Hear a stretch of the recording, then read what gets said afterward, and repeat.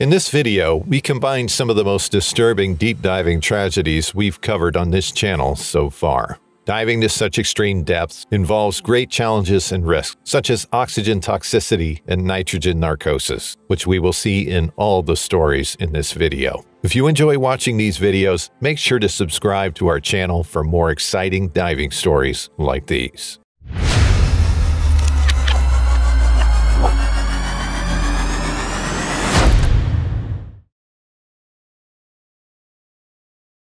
On December 11, 1971, two divers got themselves into a life-threatening situation while attempting to set a deep diving record to a depth of 480 feet in the blue holes of Andros Island. Watch till the end to discover the horror story of their dive. Andros Island is one of the islands in the Bahamas. There are more blue holes on Andros than anywhere else on Earth. The uniqueness of these sinkholes in Andros makes them popular and often visited by many divers. Blue holes are generally circular and have steeply sloping walls. They can be found both inland and offshore. Blue holes were formed when ocean levels were 300 to 400 feet lower than current levels during the last ice age. Rainwater combined and eventually turned to seawater. This eroded the foundation of the island, which was made of limestone, creating caverns of different sizes and shapes. Divers are always excited about Andros Island blue holes because of their rarity and ecological and scientific significance. They are always fascinating. Several divers have dared to dive to extreme depths in these blue holes. Diving at extreme depths is called deep diving, and it can be very dangerous, as we will cover next. Deep diving is diving to a depth beyond the benchmark accepted by the diving community. For recreational divers, diving beyond 98 feet is often regarded as a deep dive. But in technical diving, a deep dive is a dive beyond 200 feet. At this depth, the use of oxygen alone becomes unsafe due to a high risk of oxygen toxicity. When diving beyond 200 feet, the partial pressure of oxygen rises to such a level that it becomes toxic to the central nervous system, also known as oxygen toxicity or oxygen poisoning. It can cause varied symptoms such as breathing difficulties, dizziness, and seizures. Besides oxygen toxicity, divers who go beyond 98 feet can suffer the effects of nitrogen narcosis. However, divers who've gotten used to diving beyond this depth may no longer feel narcosis at such depths until they go much farther. Nitrogen narcosis, which is also called rapture of the deep, is a change in consciousness caused by breathing compressed inert gas at depth. Divers often feel uncomfortable and confused, affecting their ability to judge certain situations and make decisions. This oftentimes causes them to make the wrong decisions, which could lead to endangering their life. For deep dives or dives beyond 200 feet, it's advisable to make use of gas mixtures like Trimix. Trimix is a combination of oxygen, nitrogen, and helium used during a deep dive with technical diving equipment and techniques. In 1971, a group of well-experienced divers made their way to the Andros Island Blue Hole, Bahamas. The divers were Archie Forfar, 38 years old, Ann Gunderson, 23 years old, Jim Lockwood, 21 years old, and Sheck Exley, 22 years old. Sheck was there as a support diver for the rest of the divers who dived into the depths. Jim, for the sake of training at the Andros, set up a regimen of progressively deeper dives close to the drop-off walls of the Andros. Jim was the most experienced in deep diving amongst the four divers. He held the record for dives below 400 feet, having made more than 150 dives in his career. Jim went to the Bahamas to visit Tom Mount, a fellow diver, because he wanted to explore the virgin blue holes in the Bahamas. Jim was introduced to Archie and Ann, who had previously been diving between the depths of 380 and 400 feet.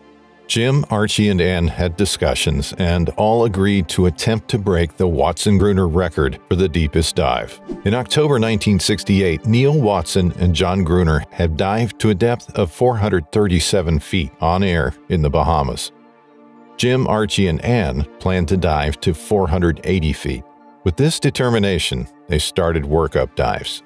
They first made 40 dives below 400 feet. Next, they made another 25 dives, approaching the 450-foot mark.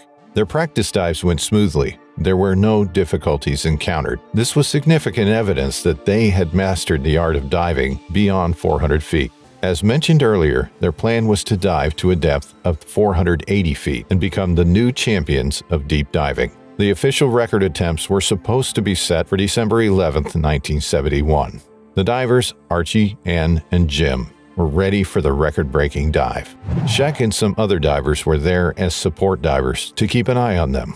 Archie planned to use a weighted cable, what Neil and John also used for their descent while setting the deep diving record 3 years earlier. Together with the weighted cable, he also planned to use a traveler clip system, which is sliding down with the divers for maximum depth recordings. All these were done to ensure their survival, because when under a narcosis attack, you'll begin to lose consciousness. Most of the divers who had this narcosis experience usually retain their regulators and continue breathing. But what this team of divers planned was to ensure that their buoyancy compensators were inflated fully during the descent and to tie some weights behind their knees. Once they straightened their legs, this weight would automatically drop off their knees if a blackout happened to them. Such a diver would float up to where Shek was located at about 300 feet, and he would be able to recover the diver. They fixed an engine block as a dead weight on the end of the 480-foot cable, but they didn't unspool the cable before the dive commenced.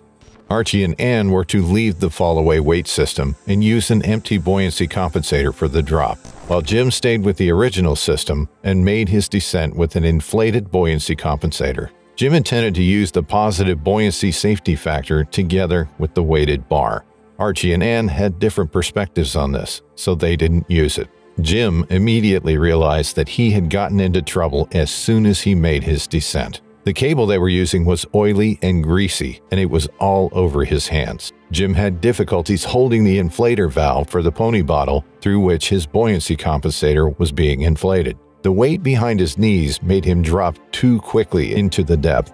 He couldn't get anything into his vest to reduce the excessive negative buoyancy. Jim went down as fast as 200 feet per minute.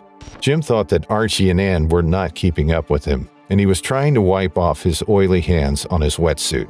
It was extremely difficult for Jim, as he was consuming more energy than necessary due to the stress as he was passing through into the deep. Shek, their support diver, was hovering at a depth of 300 feet and watching their dives. Archie and Ann have both gone so far into the deep, and somehow they lost control of themselves.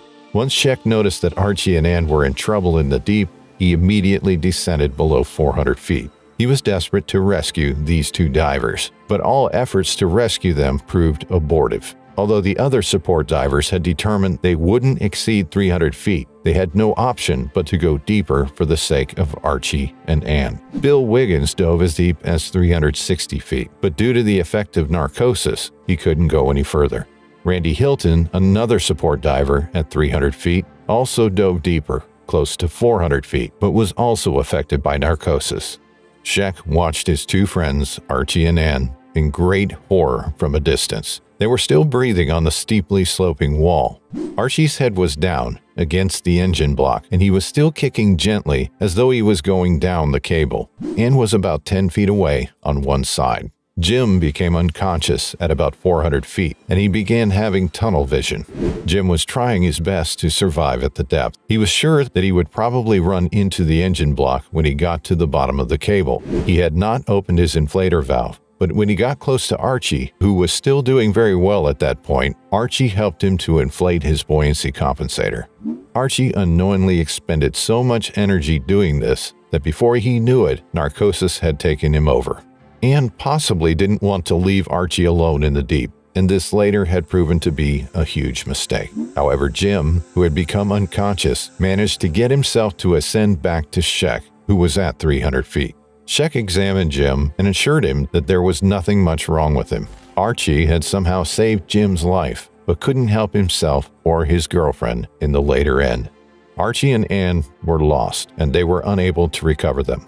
A dive that started fine later turned into a horror story for these divers. 3 embarked on the accomplishment of this feat, but only 1 made it out alive in the end. Truly, diving at these great depths isn't for the faint-hearted. From 2017 to 2019, 3 different diving adventures went tragically wrong. All divers were attempting to set a new record in deep diving at Lake Garda, Italy. What happened to them? Stay till the end to find out. Lake Garda, the largest lake in Italy, is a famous lake where many people spend their vacation. It's located in the northern part of Italy on the edge of the Dolomites. The amazing rocks you'll see at Lake Garda alone are sufficient to keep you in awe, not to mention the mystifying wrecks that have been lying at the bottom of the lake for many years. During the Roman era, the lake was called Benacus, as a reference to the god Benacus, and sometimes it was associated with the cult of Neptune. But it's being called Lake Garda today as a toponym of Germanic origin established since the Middle Ages. The name Garda was adapted from the Germanic word Varda, meaning guardian.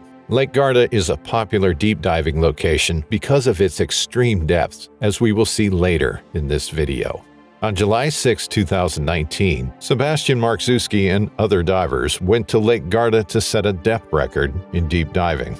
Sebastian was a hero from Afghanistan and a dive instructor with over 20 years of diving experience. He started his diving adventures in Lake Hancha, where he came from. Apart from being a diver, Sebastian was also a professional soldier who risked his life as a volunteer soldier and a combat team commander for Afghanistan.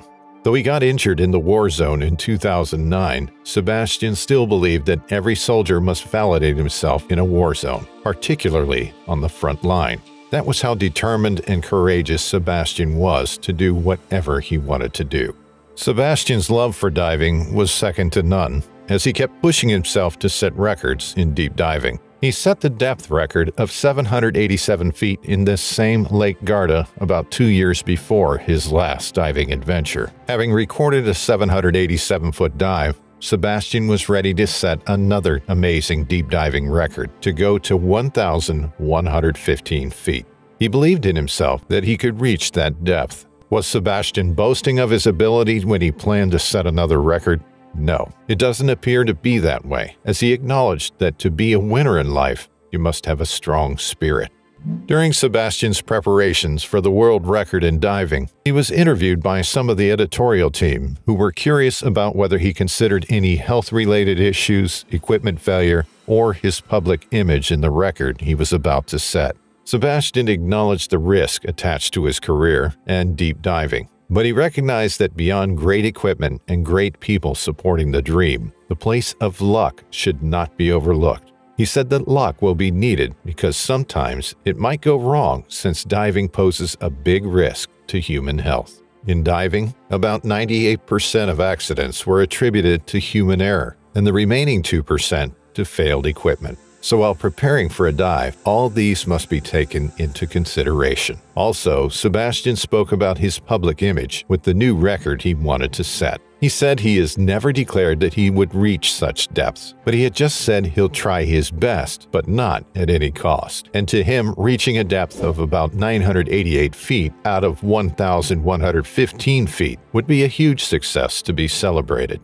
On July 6, 2019, Sebastian Marczewski and other divers went to Lake Garda. They began preparations for the grand finale dive at about 5 a.m. Sebastian entered the water at 6:22 a.m. He descended to the depths for the long-awaited dive adventure. According to the dive plan, the support diver was at a depth of 328 feet to meet with Sebastian. After about 100 minutes into his dive, the support diver was at the predetermined depth, but Sebastian wasn't found. One of the divers then descended to about 522 feet in search of him. From there, the diver saw a static light down in the depths, some distance away from the descent line.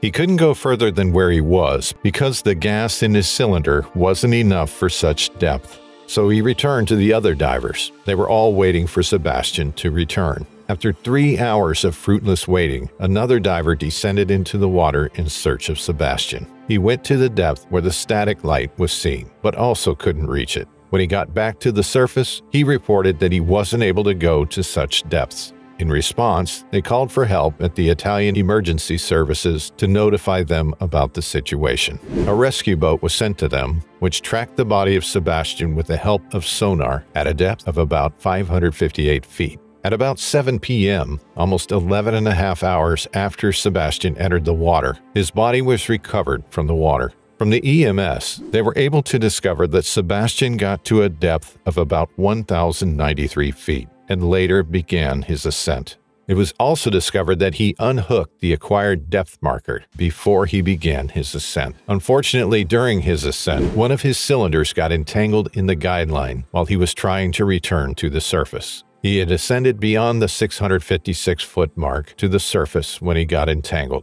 He later succumbed to death after many struggles to free himself from the entanglements. Deep diving wasn't suggested as the cause of Sebastian's death because he had already reached the record and was already ascending.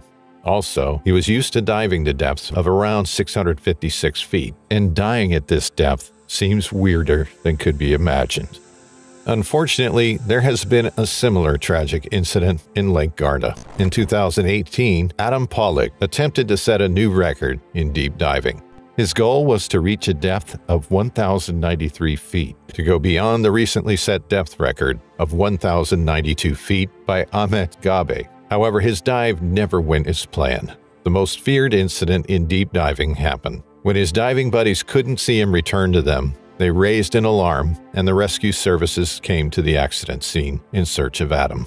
Also in a bid to rescue him, a remotely controlled ROV robot was sent in search of Adam.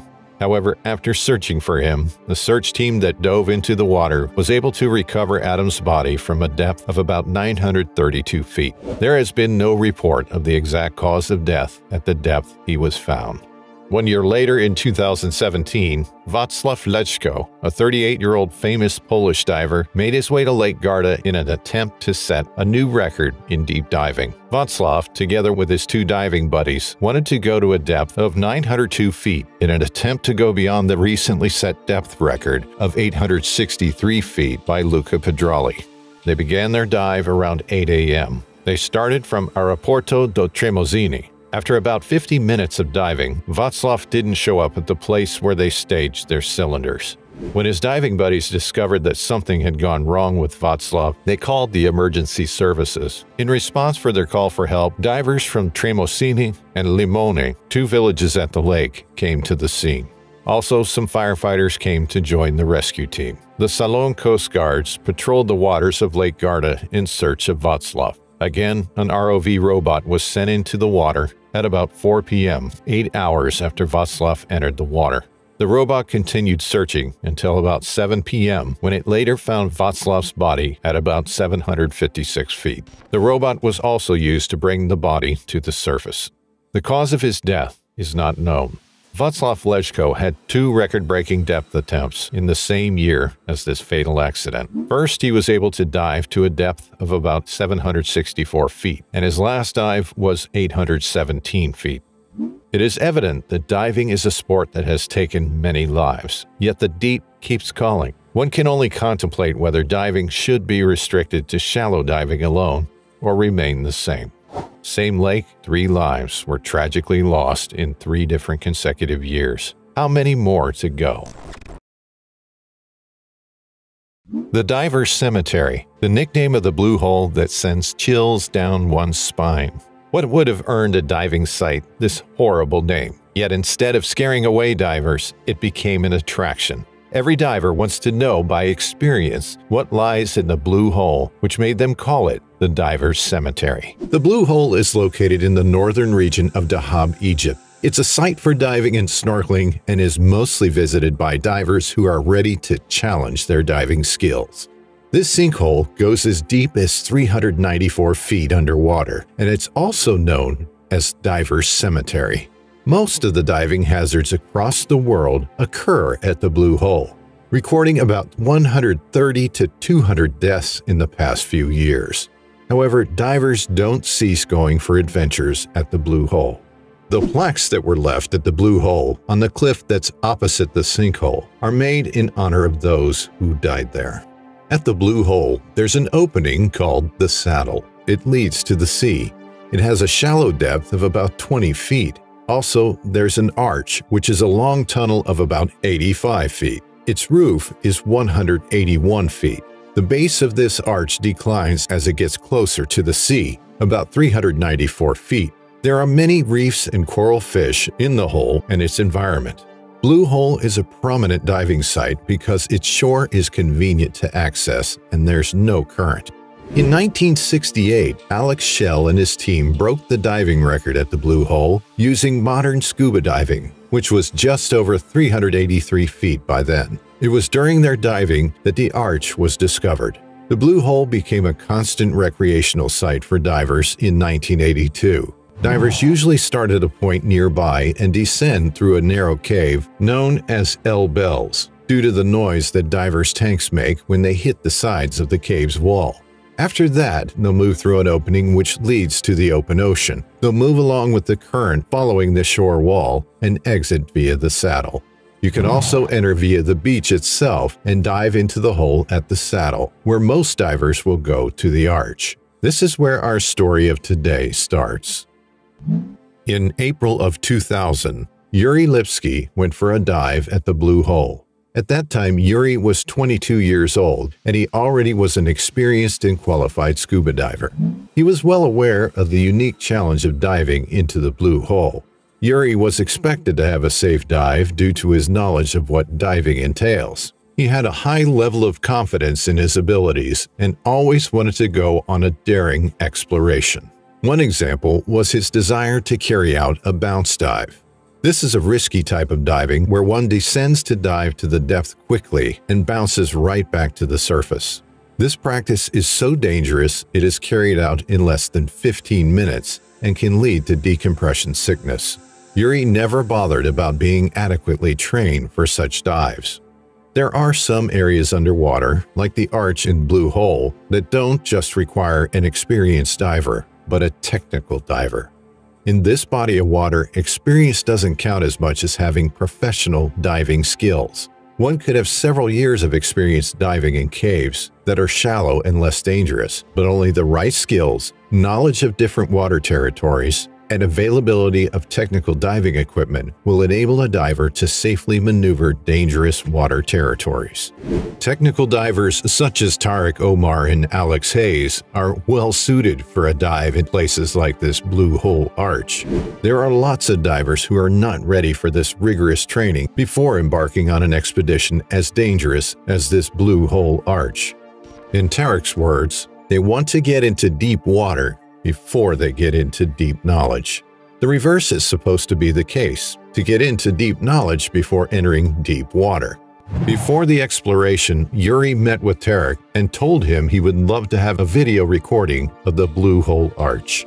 Tariq was impressed by his desire and advised him that he would need to go through training with him for 2 weeks before he could dive into the arch region, because it requires in-depth technical knowledge. However, Yuri was there just for the weekend and wanted to go into the Blue Hole, regardless of his experience and certification. Days before he would embark on the exploration, Yuri searched for different local specialized instructors to go with him since Tariq is bent on the 2 weeks of training. They all refused because he lacked the required experience. Therefore, Yuri eventually went diving on his own. On April 28, 2000, Yuri got all the necessary equipment ready for his diving expedition at the Blue Hole. His single air cylinder, helmet with a camera attached to it, and a belt filled with weights, and as soon as he got them set, he embarked on his expedition. Yuri started his dive into the Blue Hole cave. When descending, he realized that his rate of descent was way too fast. Therefore, he started to use his buoyancy control device to slow his descent. But nothing happened as he didn't slow down. This was probably because Yuri had more weight than his buoyancy gadget would indicate, because it was faulty. Possibly the camera he attached to his helmet added to his weight, and this affected his balancing. He started to sink to depths that he didn't plan to go, and the nitrogen volume in his tank began to decrease, resulting in filling his body with nitrogen. Yuri quickly got to a depth of 262 feet. When diving at depths of 100 feet or more, divers will be exposed to nitrogen narcosis. This alteration in consciousness will increase the partial pressure of nitrogen. It can result in hallucinations, euphoria, confusion, impaired judgment, and overconfidence. This happened to Yuri because the video evidence showed that he started to lose his grip, and in his desire to get back to the surface, he panicked and might have overfilled his buoyancy control device, or BCD. Doing this would result in a blowout and may have tampered with the control of his buoyancy and positioning. This proves that his buoyancy control device was not functioning properly, because a blowout shouldn't have happened. Besides, when diving beyond 213 feet, the partial pressure of oxygen rises to such a level that it becomes toxic to the central nervous system, also known as oxygen toxicity or oxygen poisoning. It can cause a variety of symptoms, such as breathing difficulties, dizziness, and seizures. Technical divers are aware of the likelihood of this happening, so they take along multiple gas tanks to help them combat the effect of narcosis. In the case of Yuri, he was using a single nitrogen-oxygen mixed cylinder rather than multiple gas cylinders containing trimix. Trimix is a mixture of oxygen, nitrogen, and helium to help in narcosis reduction because the tank contains a lower percentage of nitrogen. After everything turned black, the only sound on the video to be heard was that of Yuri struggling to breathe.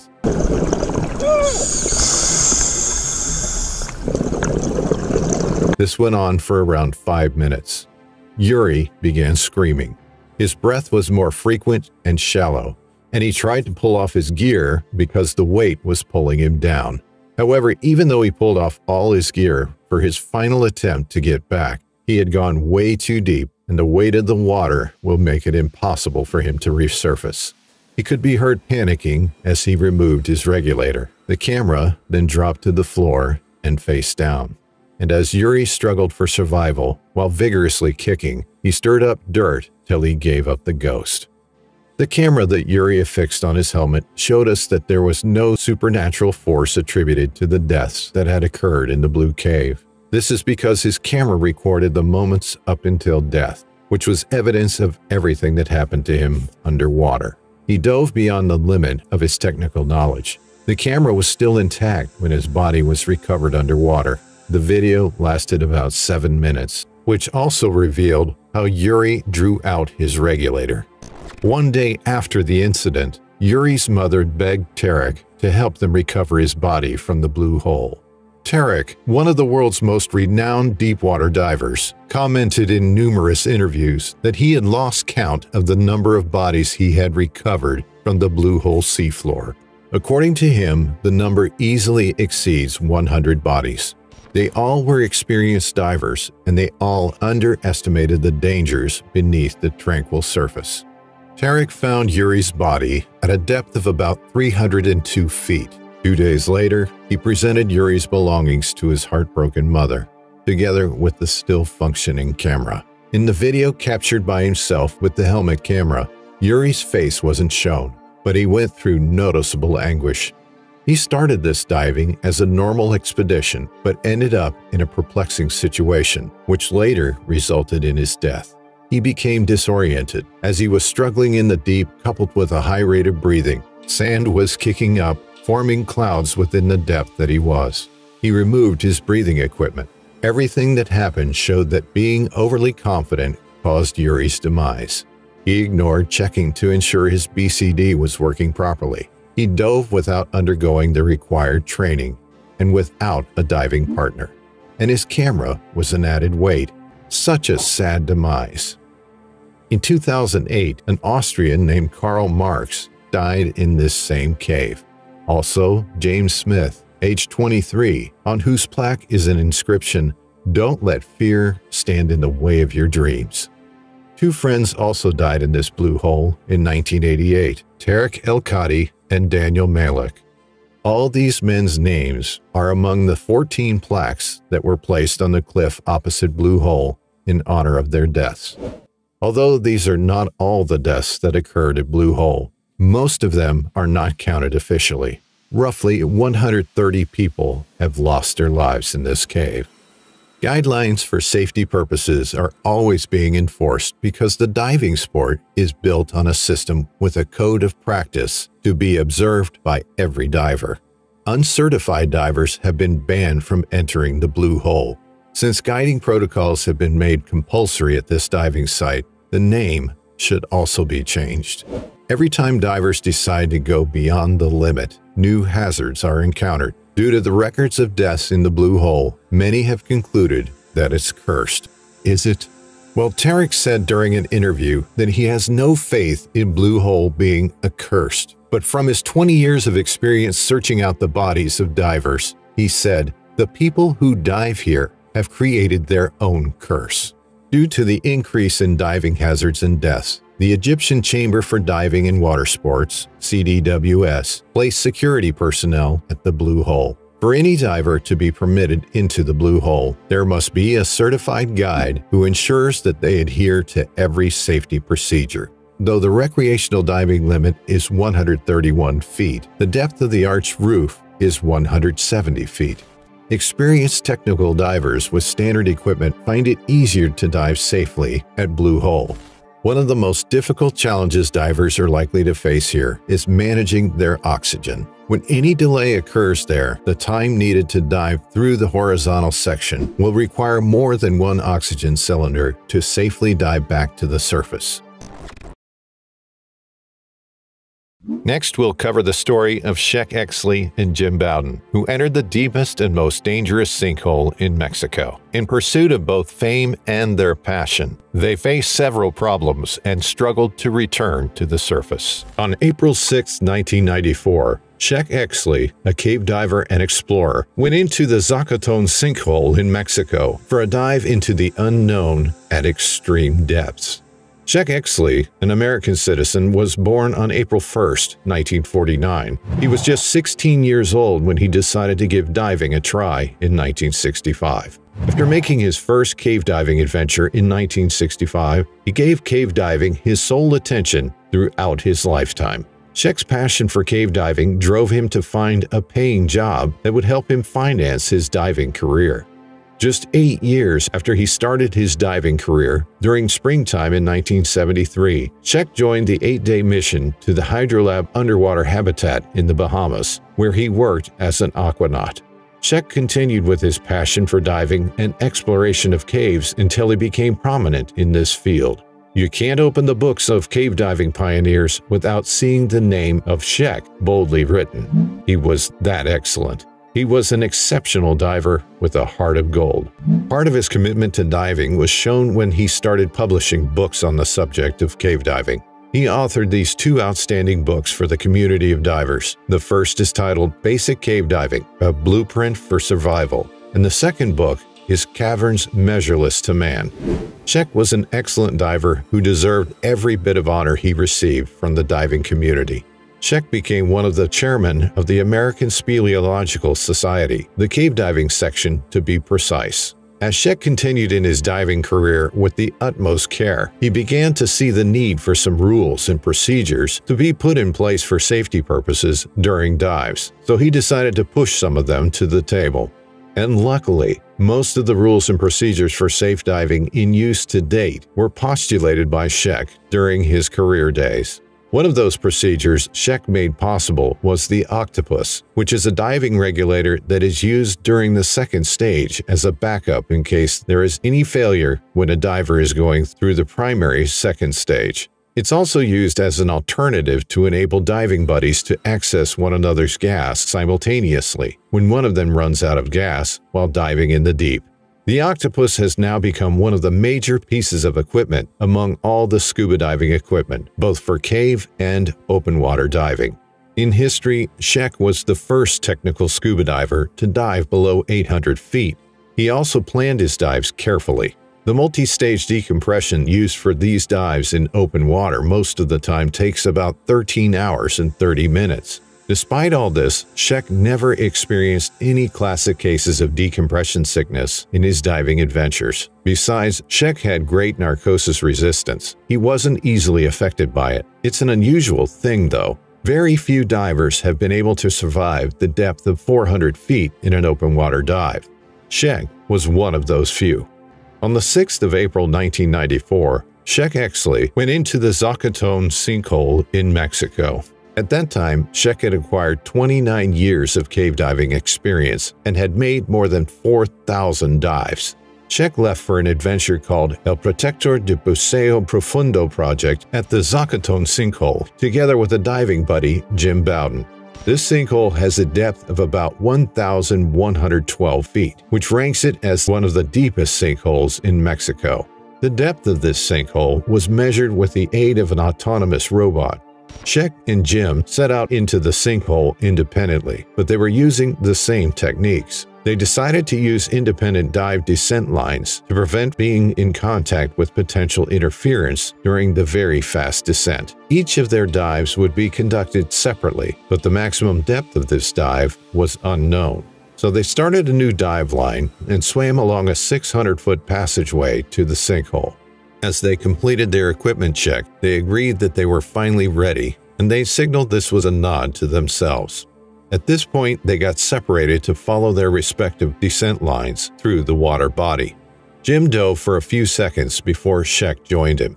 They were about 25 to 30 feet separated from each other, but they were connected with the guidelines, visually keeping track of these guidelines.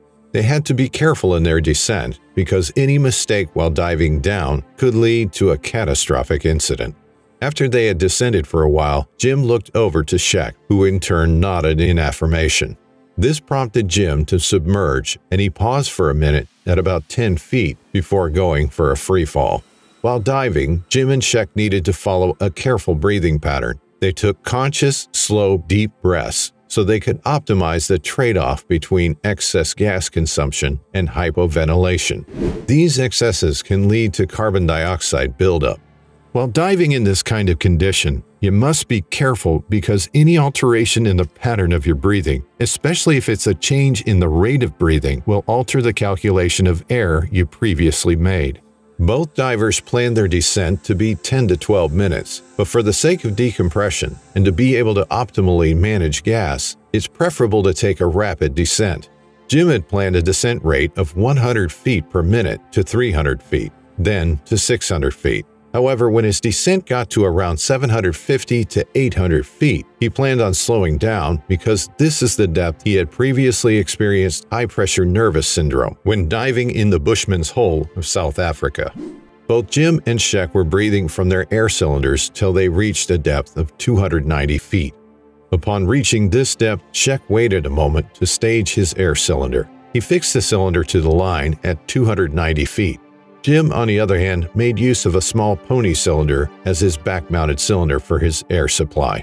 Both of them later switched to Trimix, 10.5% oxygen and 50% helium, and the rest was nitrogen. This Trimix is a travel mix used mainly for deep-depth dives because they were proceeding from a depth of 290 to 580 feet.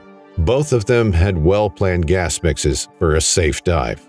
The dive was going according to plan, but as Jim crossed the 800-foot mark, he saw a light shining in front of him. He could see Czech's light far away. In the meantime, Czech continued into the distance, and he was going at a faster rate than before. Usually, this rate of descent is so fast that it could lead to high-pressure nervous syndrome. At 700 feet, his body couldn't take it anymore, and it started going into fits. His vision was obstructed by hundreds of small concentric circles with sparkling dots, and he started experiencing itching and stinging all over his body.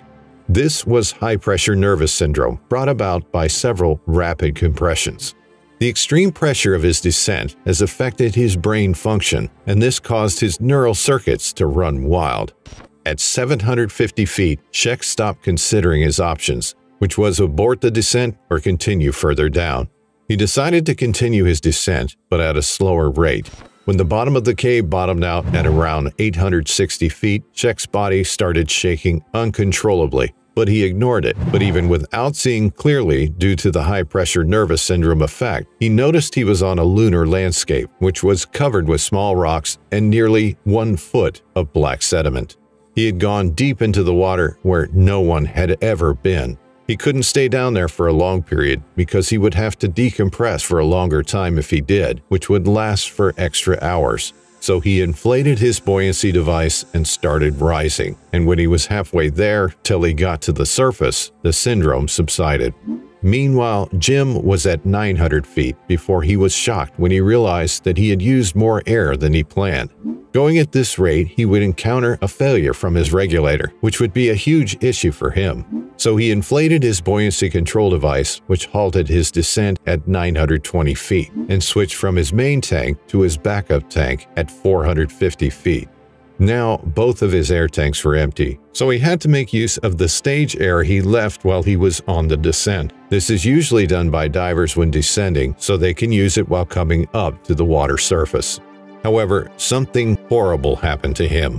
When he turned on his new air tank, the regulator broke off with force.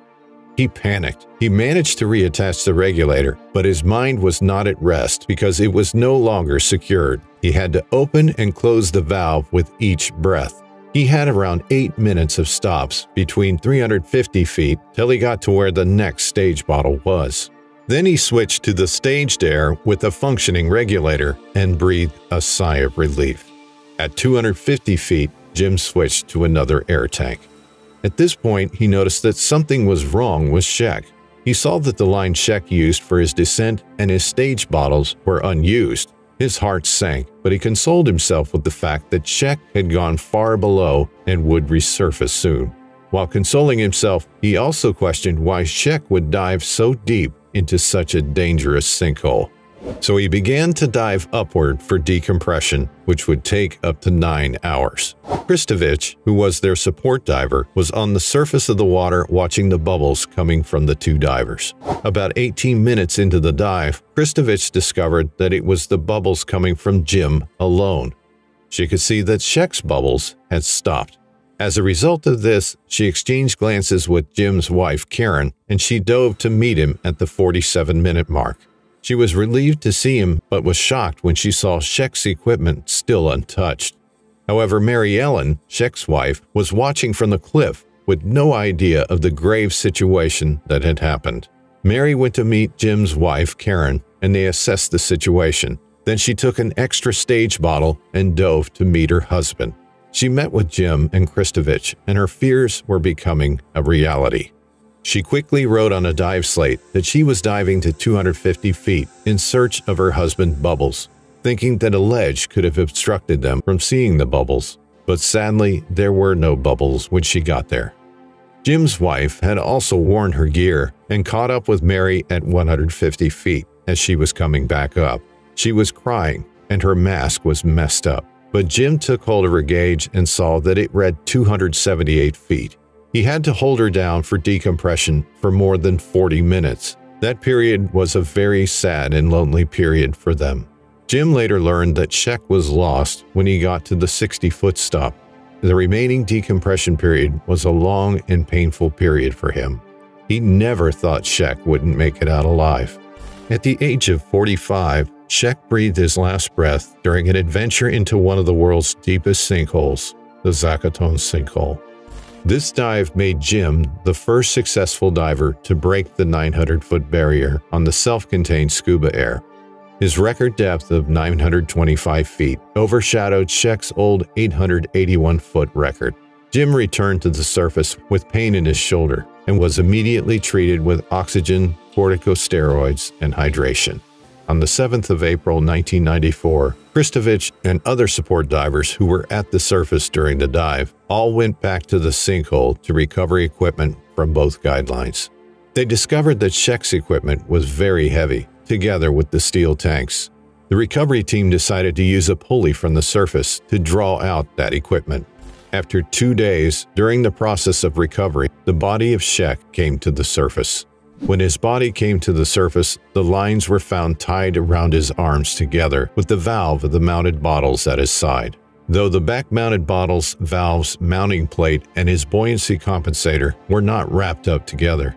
His mask and other diving equipment were in place, but his regulator wasn't in his mouth.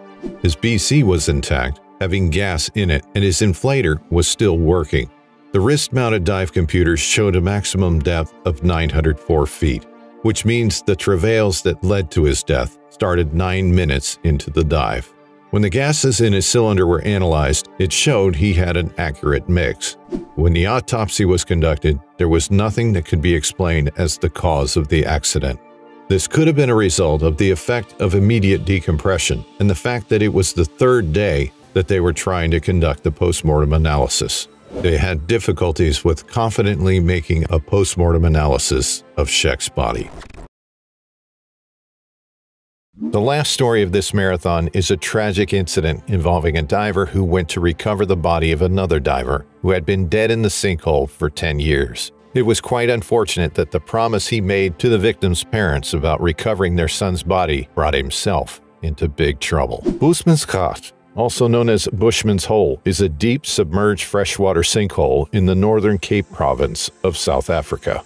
It's believed that Mike Rathborn, who was then an amateur diver, was the first diver who explored the Bushman's Hole in 1977. It's seen as a very challenging dive because of its altitude, which is more than 4,921 feet. This means that the decompression time will be equal to the time spent when diving at 1,112 feet below sea level. Several divers have dived deep into the Bushman's Hole, among them Verna van Schijk, a female diver.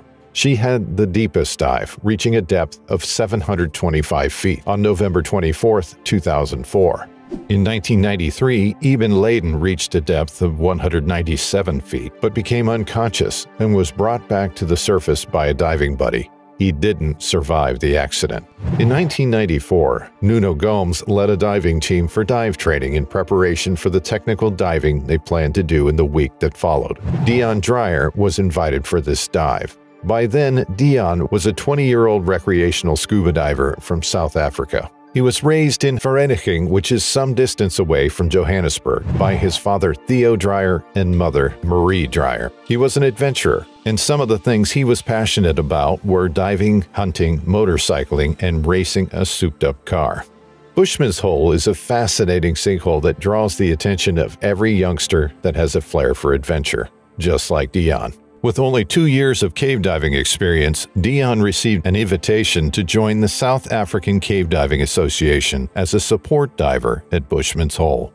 He accepted the offer honorably, as that was his passion, and he was ready to go for it. They set out for the training on December 17, 1994, at the Bushman's Hole. As they made their dives into the deep water, everyone was enjoying their dives until something went wrong with one of them.